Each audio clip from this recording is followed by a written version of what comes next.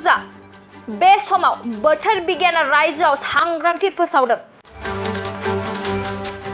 बोथोर बिगियाना बे समाव रायजोआव येलो एलार्ट फोसावदों। होली फोरबोनि गेजेराव फुंनिफ्रायनो रायजोनि गुबुन गुबुन ओनसोलफोराव अखा हाबाय थानायखौ जों नुनो मोनदों।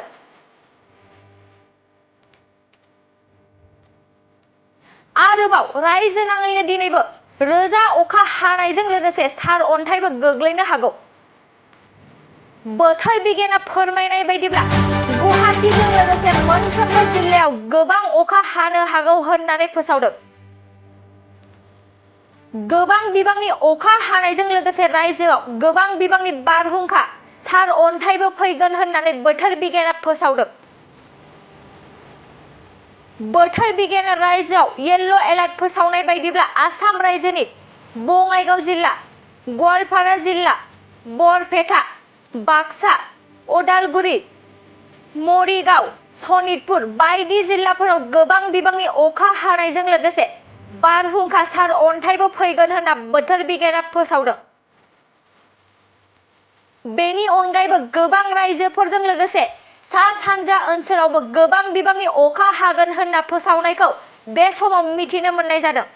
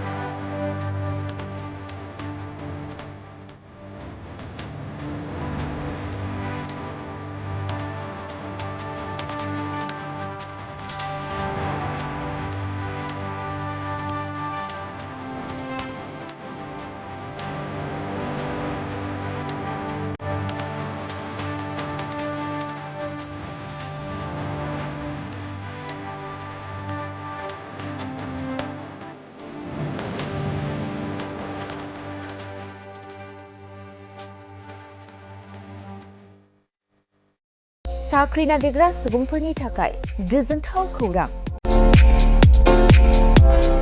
गिबि खेबनि थाखाय आरबि मेथमेटिक्स सेन्टारा बाक्सानि सदर मसलपुराव गासै कम्पिटिटिभ एग्जामनि थाखाय गोदानै कचिं सेन्टार बेखेवनो थांगासिनो दं।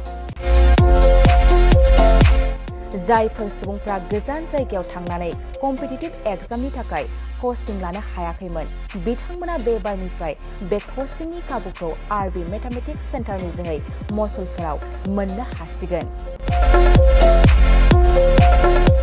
बे कचिं सेन्टाराव बिथांमोना direct recruitment, 3rd and 4th grade, railway, SSC, army GD, Agniveer, bank, police आरो टेट आनजादफोराव जिरायनो हानाय बायदि रोंगौथि गोनां फोरोंगिरिजों फोरोंथाय होनाय जागोन। बे कचिं सेन्टारनि सोमोन्दै आबुङै मिथिनो थाखाय 9101-450-597, 6900-584714 आरो 9365-13222 जानबुं अनजिमायाव खौरां लानो हागोन।